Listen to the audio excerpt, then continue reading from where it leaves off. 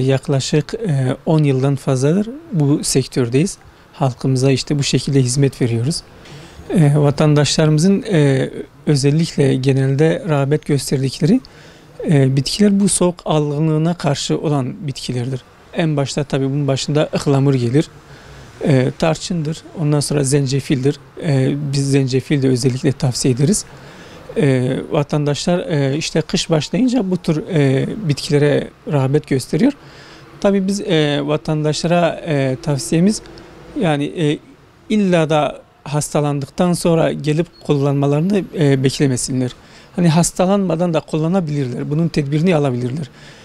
Zira dolayısıyla hastalanmadan önce de bunlar kullanıldığı zaman hastalık öncesi bir tedbir oluyor.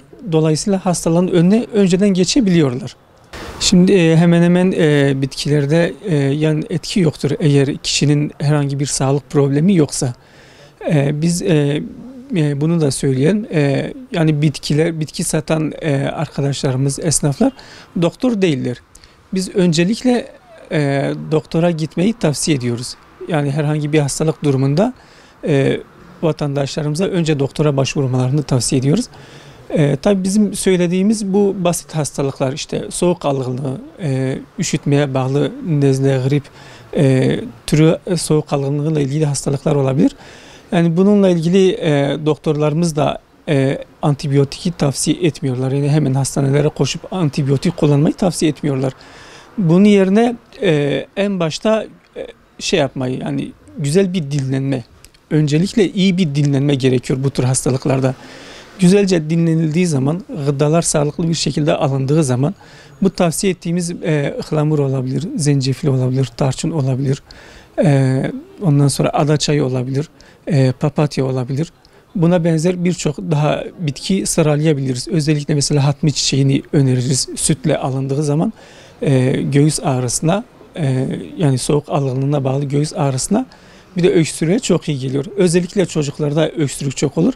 Hani diğerleri belki çocuklara ağır gelebilir. İşte ağır gelmesin diye genelde sütle beraber hatmi çiçeğini tavsiye ediyoruz. Hatmi çiçeği kaynatıldığın zaman sütle, balla bir dilim de muz eklense, karıştırılsa, çocuklara verilse çok iyi geliyor. Bunu tavsiye ederiz. Özellikle mesela şu an bağ bozum zamanıdır. Cevizli sucuk çıkıyor, pekmezler çıkıyor. Pestil bunlar hepsi üretiliyor. Yani bunların şu anda çıkmasının boşuna değil bir sebebi vardır. Bunları tükettiğimiz zaman kışa da hazırlıklı giriyoruz. Önemli olan kışa hazırlıklı girmemizdir. Bir de meyve özellikle meyveleri tüketmeye çok dikkat etseler dolayısıyla kışa hazırlıklı girmiş olacaklar. Bunları vatandaşlara tavsiye ediyoruz.